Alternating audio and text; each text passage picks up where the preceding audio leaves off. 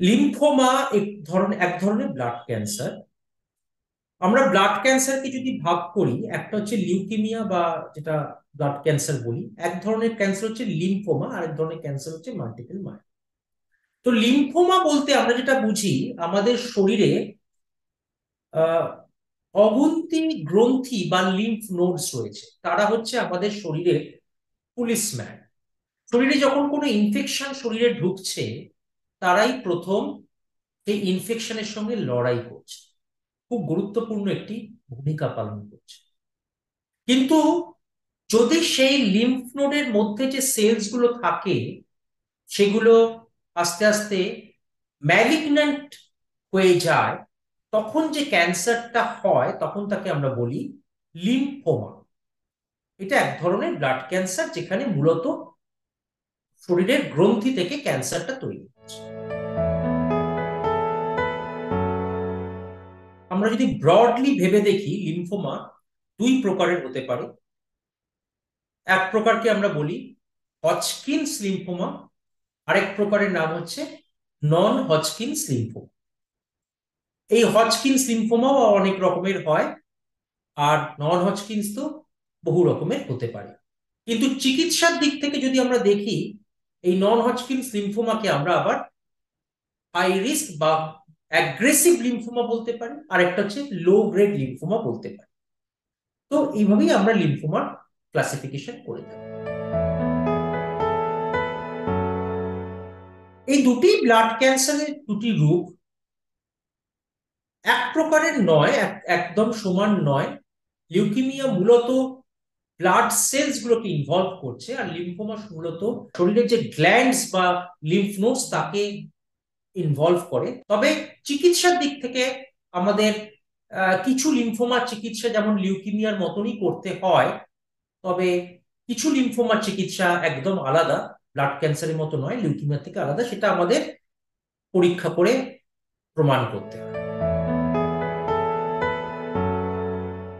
লিম্ফোমার symptoms বা উপসর্গ যেটা আমি বলি, সেটা হচ্ছে প্রথম যেটা হয় যে শরীরের বিভিন্ন জায়গায়, কাঁধে বা অ্যাক্সিলারি রিজিয়ন, যেটাকে আমরা আর্ম পিট বা বগল বলি, সেখানে, অথবা কুঁচকিতে বা শরীরের অন্যান্য জায়গায় কোনো গ্ল্যান্ডস গুলো ফুলে ফুলে উঠছে, সেগুলো কোনো ব্যথা হয় না, ধীরে ধীরে ফুলছে, 1 মাস 2 মাস ধরে ফোলা থাকছে, আস্তে আস্তে বাড়ছে। তার সঙ্গে পেশেন্টের ঘুষঘুষে জ্বর আসছে, সেই জ্বর কমে যাচ্ছে, আবার আসছে, অনেক রকমের অ্যান্টিবায়োটিক খেয়েও তার কোনো লাভ হচ্ছে না। ওজন কমে যাচ্ছে পেশেন্টের, লাস্ট 6 মাসে যা বডি ওয়েট ছিল তার 10% বেশি তার ওজন কমে গেছে। পেশেন্ট রাত্রে শুয়ে আছে, হঠাৎ করে এমন ঘাম হলো, জামা কাপড় ভিজে গেল, তাকে আমরা ইংরেজিতে বলি ড্রেঞ্চিং নাইট সোয়েটস, সেরকম সমস্যা হচ্ছে। অনেক ক্ষেত্রে গা চুলকোনো বা প্রুরাইটাস কোনো কারণ ছাড়াই এরকম হচ্ছে, বেরিয়ে যাচ্ছে, কোনো ওষুধে কাজ দিচ্ছে না। অনেক ক্ষেত্রে কোনো ব্লিডিং হচ্ছে, হাড়ে হাড়ে ব্যথা হচ্ছে। তো এরকম উপসর্গ কিন্তু লিম্ফোমাতে দেখা যায়। কিছু ভাইরাল ইনফেকশন যেমন লিম্ফোমা করতে পারে, যেমন আমরা সবাই জানি এইচআইভি। এইচআইভি অনেক সময় কিন্তু পেশেন্ট লিম্ফোমা নিয়ে প্রেজেন্ট করতে পারে। কিছু আলাদা অন্য ভাইরাস যেমন এপস্টেইন-বার ভাইরাস অনেক সময় লিম্ফোমা করতে পারে ভবিষ্যতে, তবে সেগুলো মেইন কারণ নয়। অনেক ক্ষেত্রে কিছু ডিজিজ, যেমন যেগুলোকে আমরা বলি ইমিউন ডেফিসিয়েন্সি ডিজিজ, সেগুলোতেও লিম্ফোমা যেতে পারে, কোনো অটো ইমিউন ডিজিজ থেকেও লিম্ফোমা হতে পারে। তবে বেশিরভাগ ক্ষেত্রেই আমরা লিম্ফোমার কোনো কারণ খুঁজে পাই না। ধরে নেওয়া হয় শরীরে যে আমাদের যে সেলস আছে তারা তো ক্রমাগত বাড়ছে, তাদের সেল বিভাজন হচ্ছে, সেল ডিভিশন হচ্ছে। এরকম সেল ডিভিশন হতে হতে যদি ছোট্ট একটা ভুল থেকে যায়, যেটাকে আমরা মিউটেশন বলি, সেই মিউটেশনই কিন্তু ভবিষ্যতে ওই গ্রুপ অফ সেলসকে বাড়াতে শুরু করে, মানে তার জেনেটিক মিউটেশন হতে শুরু করে, তখন কিন্তু লিম্ফোমা ডেভেলপ হতে পারে। কিন্তু মেজরিটি ক্ষেত্রে আমরা কোনো কারণ জানতে পারি না যে কেন লিম্ফোমা হচ্ছে। লিম্ফোমা থেকে কমপ্লিকেশনস তো অনেকেই হতে পারে। যেমন ধরুন, এই যে গ্ল্যান্ড, যেটা গ্রন্থিটা ফুলতে শুরু করেছে আমাদের গলায় অথবা শরীরের মধ্যে, লাংসের এবং হার্টের মাঝখানে যে জায়গাটা আছে তাকে আমরা বলি মিডিয়াস্টিনা, সেইখানে বড় বড় বড় বড় গ্ল্যান্ড ফুলতে শুরু করেছে। তো তারা কি করবে? তারা সেই যে আমাদের শ্বাস নালীকে এবং যেগুলো রক্তের ধমনীকে কম্প্রেস করবে। তখন আমাদের শ্বাসকষ্ট বাড়বে, কাশি হতে থাকবে, এবং যদি রক্ত ঠিকমতো আদান প্রদান হার্ট থেকে না হয়, মুখ চোখ ফুলে উঠবে, যেটা আমরা বলি সুপিরিয়র ভেনা কাভা সিনড্রোম।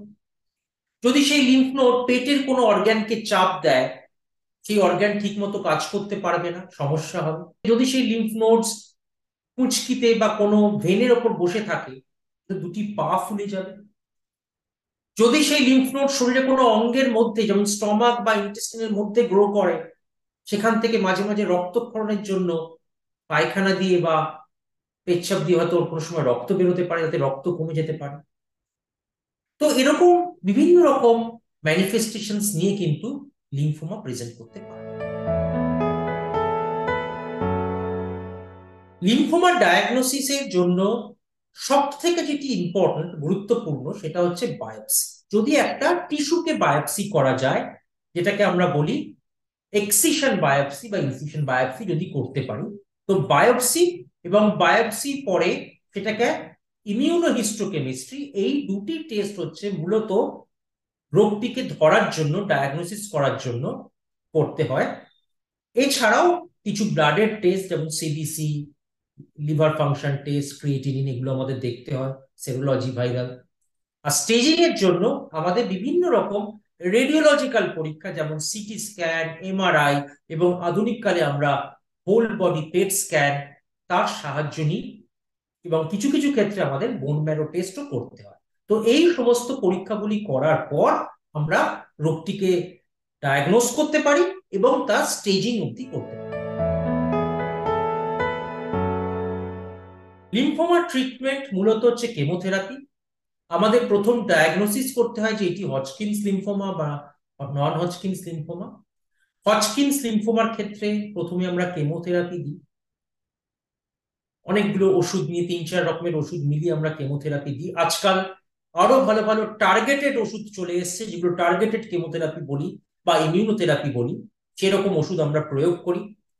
কিছু সাইকেল দেওয়ার পর আমরা আবার radiological evaluation by PET scan করি, যে আমরা যে চিকিৎসা করলাম সেই চিকিৎসায় রোগটা কতটা প্রশমিত হল।